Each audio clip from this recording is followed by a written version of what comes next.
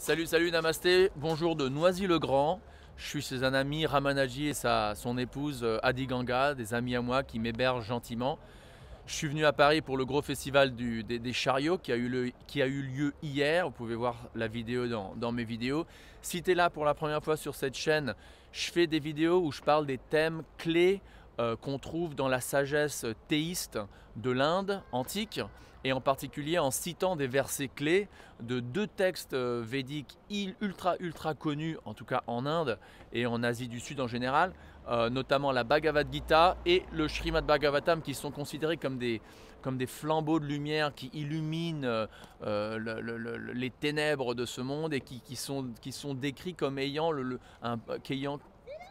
j'arrive pas à parler, qui ont le pouvoir de purifier ta conscience, tout simplement. Donc si tu t'intéresses à la philosophie de l'Inde, à l'hindouisme, même au bouddhisme, parce qu'il y a beaucoup de choses qui s'y retrouvent, et tu t'intéresses donc aux grandes questions de la vie, et tu as envie de demeurer fort dans ta spiritualité et aller plus en profondeur, et ben abonne-toi, parce qu'il n'y a pas beaucoup de chaînes sur YouTube qui parlent spécifiquement, surtout en citant des versets spécifiques, de la sagesse de l'hindouisme, la sagesse de l'Inde.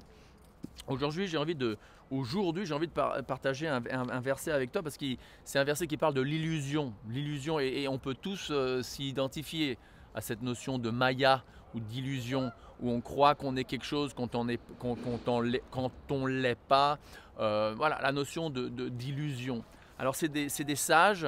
C'est des sages de Kurukshetra, un lieu en Inde, un lieu sacré, et ils parlent à Dieu. Ils s'adressent à lui, et ils disent, tout comme une personne qui dort. Alors fais attention, c'est un peu chiant, je suis en train de lire un texte là, donc tu as plus envie d'aller voir les suggestions là à gauche, mais contrôle tes sens, contrôle-toi, écoute ce message, parce que moi je suis juste un petit instrument, mais le message a vraiment un pouvoir purificateur énorme. Donc écoute bien, s'il te plaît. Une personne endormie imagine une réalité alternative, et se voyant soi-même comme ayant des noms et des formes variés. Donc tu vois, je sais pas, quelqu'un rêve qu'il est un roi, ou qu'il est une reine, ou qu'il vit ici ou qu'il vit là, etc.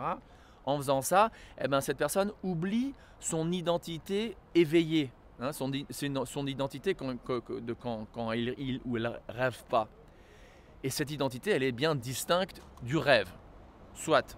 De la même manière, les sens de la personne dont la conscience est perturbée ou illusionnée, dont la conscience est influencée par l'illusion, perçoit seulement et uniquement des noms et des formes d'objets matériels. Une telle personne perd sa mémoire et ne peut pas te connaître toi, ô Dieu. Il y a un autre verset que j'aime bien citer, je connais par cœur, je l'ai appris quand j'étais un moine.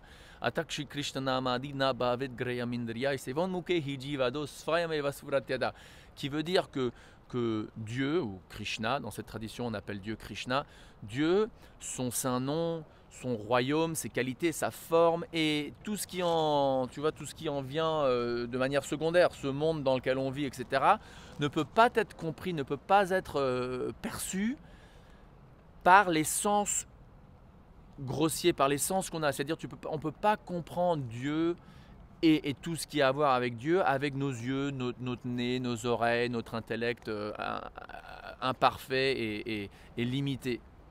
Et donc c'est ce que ce verset dit, quoi. Quand quelqu'un est dans l'illusion, eh ben, cette personne, elle voit et elle perçoit que la matière, c'est ça. Et donc elle conclut, voilà, la conscience, c'est que des neurones et des protones dans le cerveau. La conscience, l'âme, une soi-disant âme, ça n'existe pas. Au moment de la mort, il n'y a rien. Il n'y a pas de soi-disant paradis. Tout ce qui est le spirituel, ça n'existe pas, etc., etc.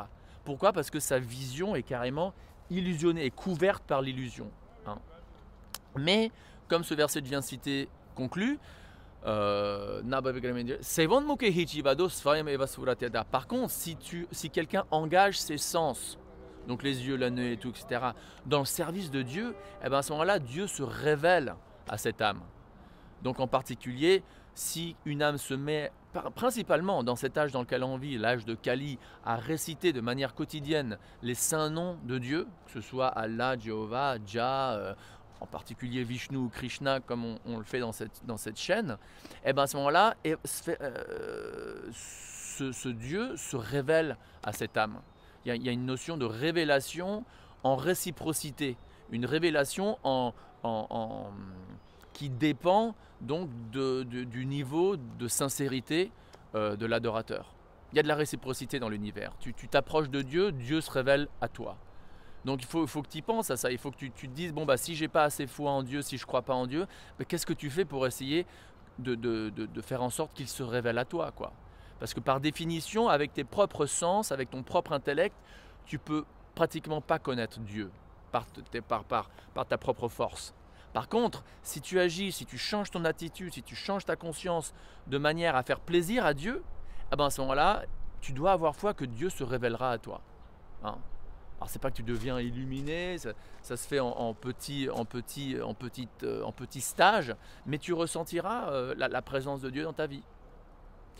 Donc on devrait continuer à persévérer, à se connecter à cette sagesse. Hein. Dans la description, il y a un lien à ces livres, à ces textes, avec les traductions de mon grand-père spirituel Prabhupada. Et on devrait prendre refuge de ces textes, de ces livres de manière quotidienne. Parce qu'en faisant ça, eh ben, on reste connecté à l'électricité spirituelle, si on veut.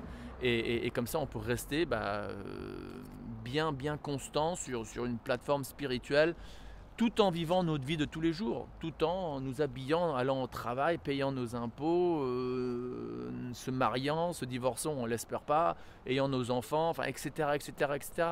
On peut vivre basé sur un dénominateur commun de transcendance.